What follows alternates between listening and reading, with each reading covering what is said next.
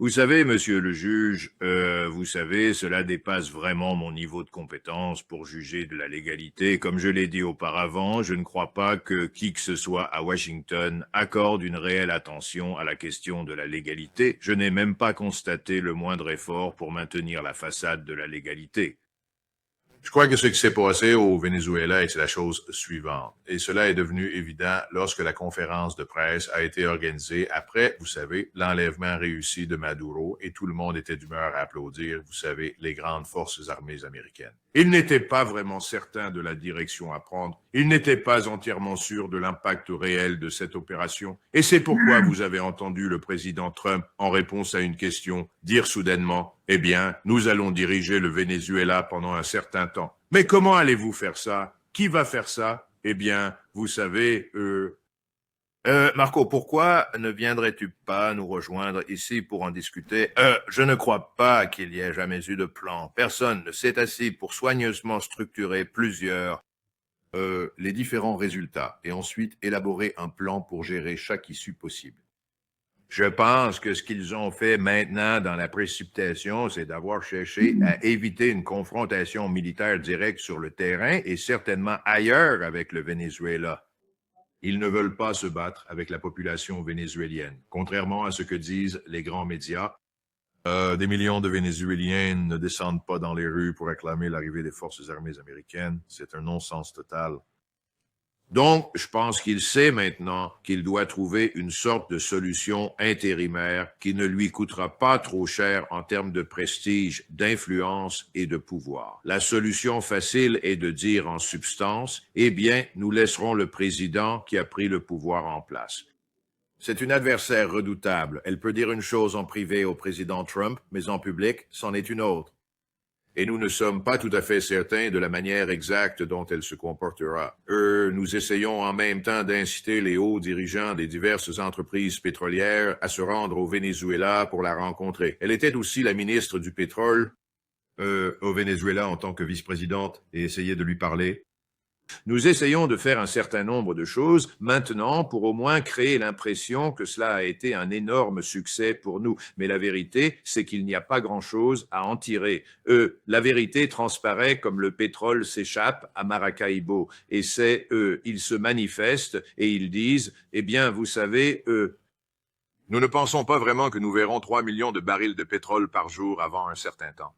En fait, il se pourrait que cela ne se produise pas avant 1 an, 2 ans ou 3 ans, et nous ne sommes pas vraiment certains de la manière dont cela pourrait se concrétiser en termes de nous dédommager à la hauteur de ce que nous estimons mériter.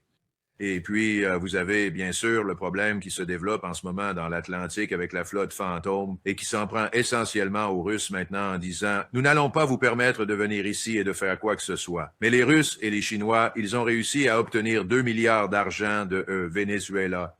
La Chine a tiré à peu près tout ce qu'elle pouvait du pays avant notre arrivée, et la Chine a déjà compensé l'absence du peu de pétrole vénézuélien qu'elle obtenait. Donc, je pense que tout le monde à Washington s'active maintenant dans plusieurs directions pour essayer de comprendre. Comment allons-nous faire pour avancer? Si ces gens-là quittent le gouvernement qui est actuellement en place, monsieur le juge, alors la question est, pourquoi vous êtes-vous donné la peine de kidnapper Maduro? Car si Maduro est bien ce criminel de la drogue que nous affirmons qu'il est, il bénéficie d'un soutien considérable au sein du gouvernement et ils ne disparaîtront pas de sitôt, et je ne m'attendrai pas à ce que leur comportement change beaucoup.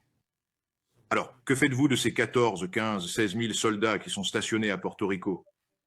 Où vont-ils bien pouvoir aller? Allez-vous les poser au sol, si c'est le cas, ou exactement, que feront-ils? Je ne pense pas que toutes ces questions aient été réglées, et je crois que cela augmente la prédisposition à dire, en quelque sorte, nous sommes en train de conclure toutes ces merveilleuses affaires. Nous allons tous en tirer profit. Tout le monde sera heureux et espérons que d'ici 2 ou 3 semaines, il n'y aura pas trop de discussions en cours sur le Venezuela, pour être franc. Est-ce que nous avons encore des troupes sur le terrain à Caracas? Oh, je ne pense pas que ce soit le cas. Enfin, pas à ma connaissance. Les seules troupes au sol sont à Porto Rico.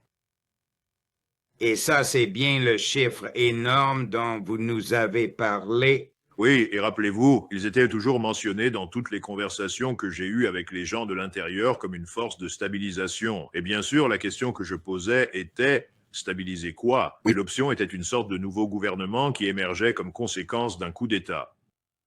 Eh bien, il n'y a pas vraiment eu de coup d'État. Il y a eu l'éviction de Maduro et de son épouse, et je suppose que la rumeur veut que le chef des services de renseignement ait été soudoyé pour les livrer, qu'ils ont bel et bien tué le détachement de sécurité cubain. Ils ont peut-être aussi tué quelques autres personnes en plus de cela, mais à part ça, tout est resté à peu près tel quel depuis le début de cette affaire. Alors, dites-moi quelle est, selon vous, la pensée du Kremlin actuellement à la lumière de tous ces événements, l'enlèvement de Monsieur le Président Maduro, que dire de l'arrêt et de la saisie d'un pétrolier russe qui a eu lieu dans les eaux internationales? Et qu'en est-il des preuves probables de l'implication de la CIA dans le bombardement de la résidence de campagne du président Poutine? Je pense que le président Poutine et ses collègues au sommet de la structure du pouvoir en Russie, et franchement, avec la majeure partie de la population russe, d'après ce que je peux en juger, ont en grande partie rayé le président Trump et nous de leur esprit. Ils nous voient comme malhonnêtes, trompeurs, se contredisant. Le président Trump se contredit d'un jour à l'autre. Et il n'y a aucun sentiment réel que nous ayons jamais reconnu les intérêts légitimes de sécurité nationale de la Russie en Ukraine. Et il n'y a aucun sentiment que nous soyons prêts à reconnaître une position légitime pour les intérêts commerciaux russes au Venezuela ou d'ailleurs, n'importe où ailleurs. Et je pense que c'est vrai pour les Chinois. Ils regardent ce que nous avons fait, ils en concluent la même chose. Maintenant, si c'est bien le cas, et je crois que c'est bien le cas, à quoi peut-on s'attendre qu'il se passe dans un futur proche? Eh bien, je ne crois pas que les Russes soient prêts à entrer en guerre pour un simple pétrolier vénézuélien qui est maintenant enregistré, issu de la flotte fantôme, comme un navire russe. Mais je pense qu'ils sont en train de préparer une contre-attaque. Je crois que la majeure partie sera d'ordre économique et financier, mais nous ne devrions absolument pas sous-estimer le niveau de colère et de frustration à notre égard à Moscou. C'est vraiment énorme. L'armée russe n'a-t-elle pas récemment attaqué 3 usines de fabrication en Ukraine appartenant à une entreprise de Saint Louis, Missouri? Est-ce que cela enverrait un message d'une certaine façon au Pentagone et à la Maison-Blanche?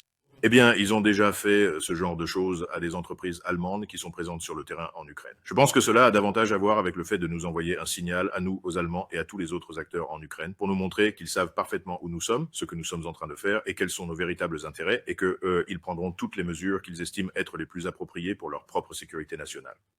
Je n'irai pas plus loin que ça. Le problème actuel n'est pas tant avec nous, même si nous continuons à nous agiter et à vaciller d'une position à l'autre. Le grand problème pour les Russes, ce sont ces Européens. Pas tous les Européens, mais un certain nombre. Vous savez, ils ont eu cette sorte de réunion de la coalition des volontaires où il a été discuté quel type de force ils introduiraient en Ukraine occidentale. Bien sûr, c'est une sorte de monde complètement fantaisiste dans lequel ils s'apprêtent à entrer, autant qu'ils mettent les voiles pour le pays d'os. Je ne vois pas cela se produire, mais les Russes doivent absolument le prendre au sérieux. Et si l'on observe les préparatifs russes à l'heure actuelle sur le terrain, en Ukraine, et d'ailleurs au niveau national, il est tout à fait évident qu'ils ne laisseront rien au hasard. Ils vont positionner des forces suffisamment importantes et assez puissantes pour affronter quiconque, venant d'Europe, tenterait d'interférer en Ukraine occidentale.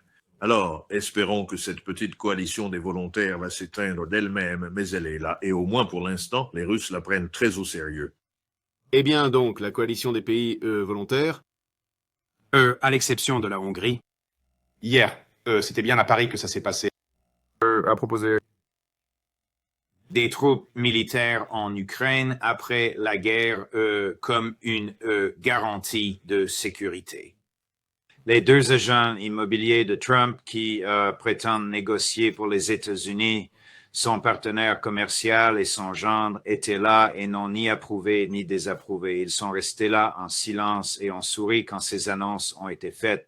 Ces gens ont-ils perdu la tête? Pense-t-il qu'il y a des circonstances dans lesquelles le Kremlin accepterait cela?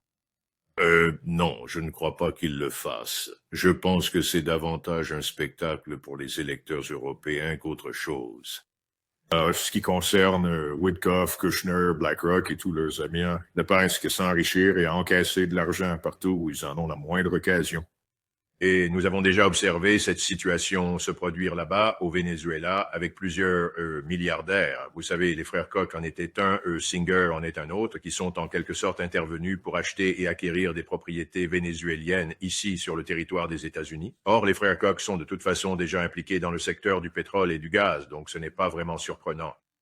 Mais le fait est que je pense qu'ils sont là pour voir ce qui va se passer. Et ils sont également présents pour s'assurer que si quoi que ce soit devait se produire, s'il y a un quelconque accord qui aboutit à une Ukraine véritablement indépendante, ce que je crois est peu probable à ce stade. qu'ils puissent en tirer profit, qu'ils puissent prendre le contrôle des terres, des ressources agricoles ou de tout ce que l'Ukraine possède d'autre. C'est un peu comme s'installer pour présider ce qui reste du cadavre après que, vous savez, la décision ait été prise d'organiser des funérailles. C'est déprimant, c'est dégoûtant, mais c'est comme ça à Washington en ce moment. Tout est transactionnel. Comment voyez-vous la fin de cette opération militaire spéciale, colonel? Je pense que cela va se terminer potentiellement par une guerre totale pour éliminer toute opposition en Ukraine. Un point, c'est tout. Je crois que c'est là que vont les Russes. Alors, qu'est-ce que cela signifie? Au-delà de la destruction de toute administration et puissance militaire ukrainienne restante? C'est pas clair.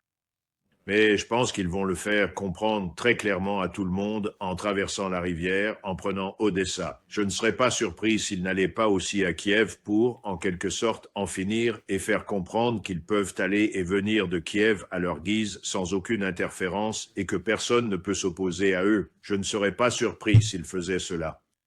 La question suivante est, que se passe-t-il en Europe? Est-ce que quelqu'un de sensé qui se soucie réellement de l'avenir de l'Europe ainsi que de celui des populations qui vivent en Ukraine occidentale, s'avance et déclare « Trop, c'est trop. Nous devons absolument parler directement aux Russes et trouver une solution pour y mettre un terme. » Je crois que c'est le message que M. Orban a porté depuis le tout premier jour. Et tout ce que M. Orban a affirmé à maintes et maintes reprises s'est avéré exact. Il a dit à tout le monde, écoutez, les Russes vont gagner cette guerre. Les Russes vont déterminer ce qui va réellement se passer. Et si nous voulons avoir une quelconque influence sur ce que sera le résultat final ou sur l'apparence finale de la carte, nous les Européens, devons absolument parler aux Russes. Je pense que cela arrivera probablement, mais il est encore beaucoup trop tôt. Ils ne sont pas encore convaincus. Et je pense que Poutine le sait, et donc la force russe plus grande et plus puissante, qui est actuellement en train de se développer, devra être utilisée bien au-delà du fleuve Dniepr. Y a-t-il une quelconque raison pour cela, vraiment? Y a-t-il un espoir dans ces conversations que Witkoff et Kushner ont eues avec le président Poutine? Je veux dire, permettez-moi de prendre un peu de recul. Pourquoi les rencontrerait-il dans les circonstances actuelles? Pourquoi perdrait-il son temps avec eux? Beaucoup de Russes se posent cette question en ce moment même. Je ne crois pas qu'il y ait le moindre espoir que cette équipe puisse accomplir quoi que ce soit de positif pour les États-Unis, pour l'Europe ou pour l'Ukraine. Je ne le vois absolument pas. Je pense qu'ils ont eu leur chance et ils ont échoué. Maintenant, le président Trump se tiendra là et parlera de leur merveilleux passé, de leur grandeur actuelle et de l'importance vitale de leur influence. C'est bien, mais la vérité est que ça a été un échec total. Et les choses sont en train de changer. Kellogg, le secrétaire à l'armée, a été remplacé, ne fait aucune différence. Je pense que nous devons simplement accepter la réalité que la politique des États-Unis, si tant est qu'il y en ait une, a été un échec. Et les Européens, je pense, le sentent. Les Européens ne perçoivent aucun leadership de la part du président Trump. Ils le considèrent désormais comme cet individu imprévisible qui vit au bout du couloir de l'hôpital. Ils l'appellent le patient zéro. Qu'est-ce qu'il va faire ensuite? Oh, je ne sais pas, mais trouvons un moyen de le contenir dans l'aile gauche de l'hôpital pour qu'il ne sorte pas et ne détruise tout. Je pense que c'est la vision européenne du président Trump. Chez lui, ses partisans trouvent évidemment cela merveilleux. Et je pense que le président Trump, dans l'ensemble, est en fait plus satisfait des choses en ce moment que les gens ne le pensent, parce qu'il aime cette idée d'intimider les autres pour les soumettre. Ce que je ne pense pas qu'il réalise, c'est qu'il est sur le point d'atteindre les limites de son intimidation. Quelle sera la réaction de l'Europe si des troupes américaines débarquent soudainement au milieu de la nuit au Groenland? Je pense qu'ils parleront, mais je ne pense pas qu'ils feront quoi que ce soit. Je ne pense pas que la marine danoise interviendra et que nous serons en conflit avec eux. J'espère vraiment que non. Maintenant, on m'a dit que, en privé, lors d'une discussion, soi-disant avec un journaliste, que M. Rubio, le secrétaire d'État, a dit « Nous ne voulons vraiment pas faire la guerre pour le Groenland, nous voulons juste l'acheter. » Eh bien, c'est peut-être vrai et cela pourrait encore être possible, malgré ce que dit le Premier ministre du Danemark. Je ne sais pas, mais je ne pense pas que nous voulions pousser cela jusqu'à la violence et je ne pense pas que nous le ferons. Je n'ai toujours pas... Je n'ai pas entièrement saisi, monsieur le juge, la raison pour laquelle nous estimons devoir posséder le Groenland. Je veux dire, je saisis bien toutes les implications pour la région arctique, notamment l'extraction des ressources naturelles, l'ouverture de nouvelles voies maritimes et toutes ces sortes de choses qui facilitent un transit beaucoup plus rapide entre l'Asie et le monde occidental, mais je ne comprends absolument pas pourquoi il doit être militarisé. Je ne comprends pas du tout pourquoi nous ne pouvons pas animer une conférence et convaincre tout le monde que nous devrions tous signer un traité qui répartisse ces ressources d'une manière ou d'une autre, même si cela nous prendra 1 année ou 2 années pour le négocier, et pourquoi nous pensons que nous devons occuper une quelconque partie de ce territoire. Je veux dire, nous possédons déjà des bases militaires dans la région arctique, comme vous et moi le savons très bien, en Alaska et au Groenland, et nous avons également accès, si nécessaire, au nord du Canada. Je ne comprends pas, non, je ne comprends pas, si ce n'est que cela correspond à la façon de penser de ce président, que s'il se tient au-dessus de vous avec une batte de baseball, il est content. Et il pense que se tenir au-dessus de tout le monde avec une batte de baseball appelée les forces armées américaines est une bonne façon de faire des affaires. À un moment donné, Il y aura des réactions à ça. Je ne sais pas. Je ne sais pas quelle sera la réaction, mais vous y avez fait allusion plus tôt. À un moment donné, il y en aura assez. Eh bien, cette histoire de diriger le Venezuela, CNN a pris Stephen Miller, d'habitude si loquace, au dépourvu, quand on lui a demandé quelles seront vos responsabilités quotidiennes pour diriger le Venezuela. Regardez ça, numéro 15.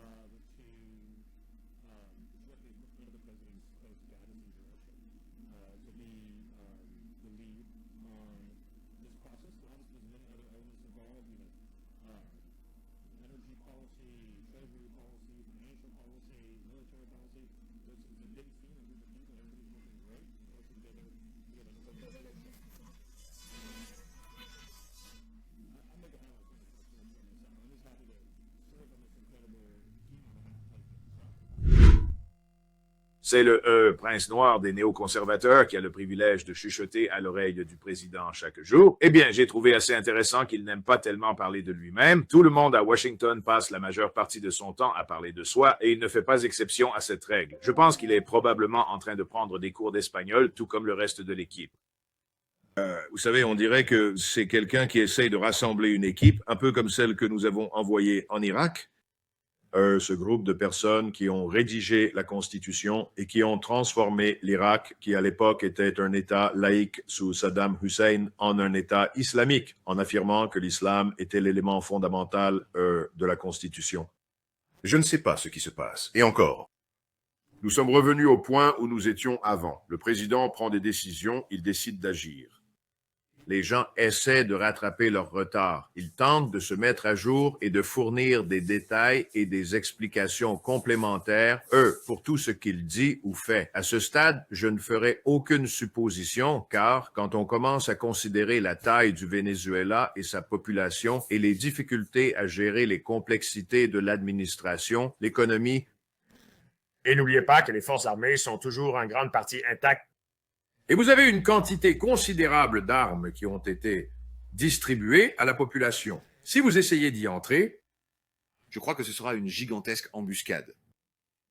En d'autres termes, vous marchez droit dans une embuscade géante, pensant que vous allez pouvoir régler le présent et l'avenir du Venezuela. Je pense que les gens arriveront à la conclusion. Je veux dire, le président Trump n'est pas stupide. C'est un homme intelligent. Quand il regarde cela, si cela lui est présenté de manière exhaustive, et je pense que le secrétaire d'État Rubio est quelqu'un qui pourrait le faire, si c'est présenté comme je viens de le décrire, c'est un cauchemar et il reconnaîtra que cela absorbera énormément de temps et de ressources de son gouvernement qu'il ne veut pas investir. Alors, il cherchera des moyens de contourner ça. La responsabilité. Il ne veut pas diriger le Venezuela. Il veut que le Venezuela coopère avec lui. Il veut que le gouvernement fasse ce qu'il dit. C'est très différent. Il cherchera des moyens de persuader le gouvernement de coopérer sans le gouverner ni le diriger directement. Je pense que c'est ce qu'il décidera finalement de faire. Maintenant, cela arrivera-t-il? C'est un grand point d'interrogation. Je ne sais pas vraiment. Peut-être qu'il pourrait trouver d'autres méthodes pour dédommager les figures importantes du gouvernement. Mais à l'heure actuelle, vous avez ce nouveau président qui annonce à tout le monde qu'il va retrouver toutes les personnes responsables d'avoir effectivement trahi Maduro et son épouse, les juger pour haute trahison et potentiellement les exécuter. C'est donc un véritable dilemme, n'est-ce pas? Wow, colonel, merci beaucoup. Merci de votre temps. Merci de m'avoir permis d'aborder tous ces sujets comme d'habitude. C'est très apprécié. Une bonne année en retard à vous, telle qu'elle est. Tout le meilleur. Nous aurons hâte de vous revoir la semaine prochaine. Nous resterons tous à l'écoute.